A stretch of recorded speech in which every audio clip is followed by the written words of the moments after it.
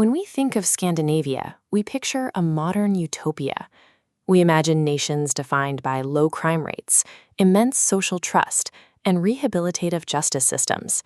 Yet these same nations produce the darkest, most gruesome crime fiction in the world.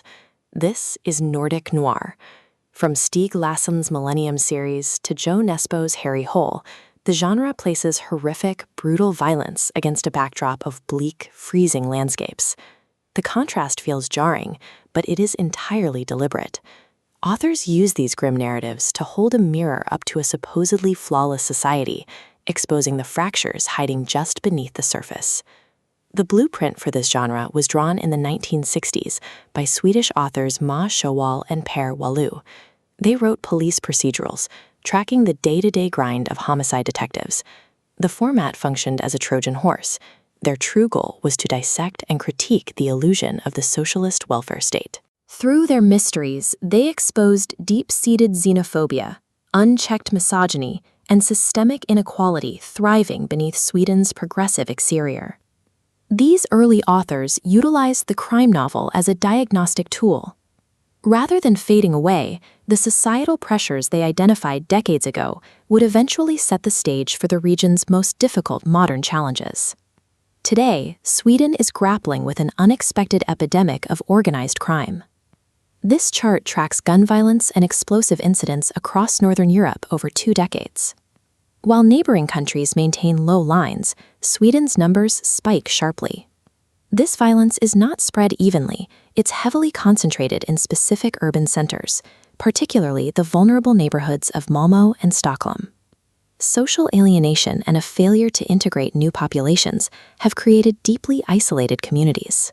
Criminal networks actively recruit ethnic minority youths who struggle in school and feel cut off from the broader society.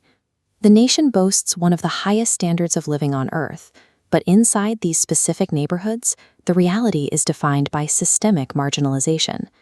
For Swedish law enforcement, examining the aftermath of gang-related shootings and retaliatory grenade attacks has become a grim, routine task. The systemic failures driving this violence are exactly what the pioneers of Nordic noir spent decades diagnosing through their fiction. While Sweden faces organized gang violence, Norway has confronted a different threat: lone wolf ideological extremism.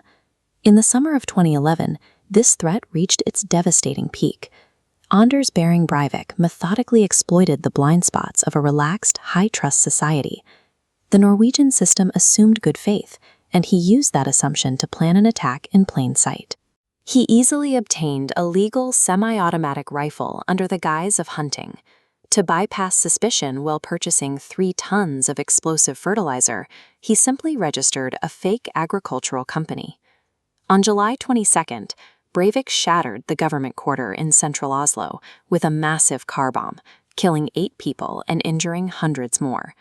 Less than 2 hours later, disguised as a police officer, he traveled to a youth summer camp on the island of Utopia and opened fire, murdering 69 people, many of them teenagers.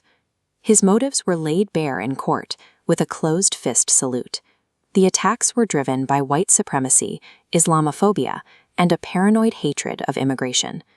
Breivik's radicalism was born from the exact brand of homegrown, right-wing extremism that crime authors had long identified as a deep underlying threat to the Nordic welfare state.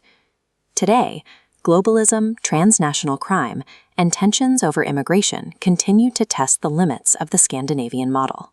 Yet, in the face of immense trauma, Norway did not abandon its rehabilitative principles of normalization and openness, not even for Breivik.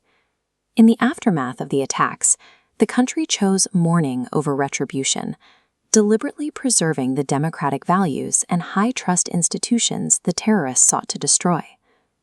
The idea of a perfect North has always been an illusion. The region's greatest crime authors understood this from the very beginning. Nordic noir is a vital genre because it denies a progressive society the luxury of ignoring its own shadows. It serves as a reminder that even the most stable welfare states require constant scrutiny and an honest accounting of the human behavior they manage.